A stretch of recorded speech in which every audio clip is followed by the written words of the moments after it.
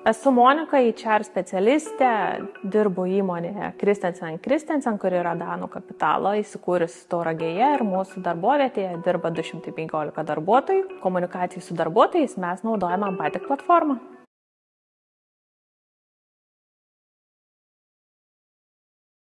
Pirma, tai ką darydavom, tai pranešdavom per susirinkimą meistrams, kurie ir turėdavo pranešti savo padalinio darbuotojams. Ir antras būdavo pakabinamas raštas, pranešimas, naujiena, įsakymas, dar kažkas tiesiog skelbimų lentoj. Tada atsiranda tokių, kad kažkas nebuvo tą dieną darbę, negirdėjo, kažkas nepaskaitė ir kažkas nežinojo. Tai turėjom tokių atvejų, kaip skambina 6 valandą ryte ir sako, tai kodėl mes nedirbam, nes aš atvažiavau į darbą. Mes supratom kaip problemą, kad mes neiškomunikuojam tinkamai ir kad reikia ieškoti kitokių ir naujesnių greičiausiai komunikacijos priemonių. Pradėti naudoti reikėjo labai greitai, nes reikėjo pradėti naudoti vos ne tą pačią dieną, kada įsigijom, nes turint nestabilę tokią situaciją kaip ir rinkoje, ir su užsakymais, ir su gamyba, tiesiog reikdavo labai greitai pranešti kažkokias žinias, kurios keisdavosi labai greitai. Tai pradėjome ieškoti būdų, kaip tą padaryti efektyviau ir kad visi žinotų. Tai susiradom būtent jūs ir tenkino tai, ką matėm. O tada tai reikėjo, bet visi geranoriškai iš tikrųjų žmonės tai ir davė ir savo telefono numerius. Tai visus labai greit surinkom, sudėjom, susiskirstėm mums reikalingais padaliniais, nes informacija dažniausiai keliauja padaliniais.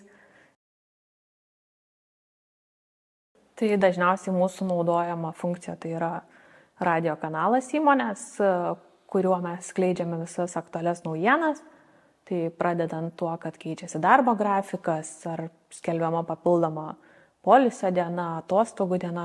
Tai yra greičiausias būdas jiems pranešti ir matyti, ar jie reagavo, nereagavo, nes jeigu nors vienas negavo, tai jis ateis ir pasakys, kad patikrinkit mano telefono numerį, aš negavau. Tuo labiau tikėkime, kad jau nebeturėsim prastovą. Pajautėm ir stipriai, nes pirmą kartą gavę žinutės buvo taip, kad iš tikrųjų didžiai daliai skelbėm, kad tai yra poilsio diena ir turėjo ateiti tik tai keletą žmonių dirbti tam tikrus darbus, kurių negali daryti, kada visa gamyba yra veikianti. Ir jie tada labai prasidėjo, kad tai aš gavau žinutę, bet aš buvau sutaręs, kad aš turiu ateiti dirbti, ką man dabar daryti.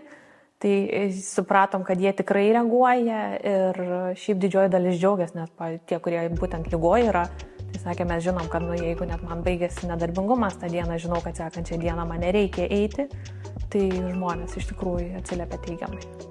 Tai rekomenduoti, žinoma, kad rekomenduojam, nes tai yra labai greitas bendravimas, tai čia faktiškai gaunasi taip pažiūrėjus, toks įmonės messengeris Facebooko, kaip labai greitai praneši ir visi pamato, visi žino, kiekvienas asmeniškai gauna. Tai manau, kad tai yra labai patogus, tikrai drąsiai, jeigu kas nors klaustų, ką patart, tai tikrai drąsiai rekomenduočiau.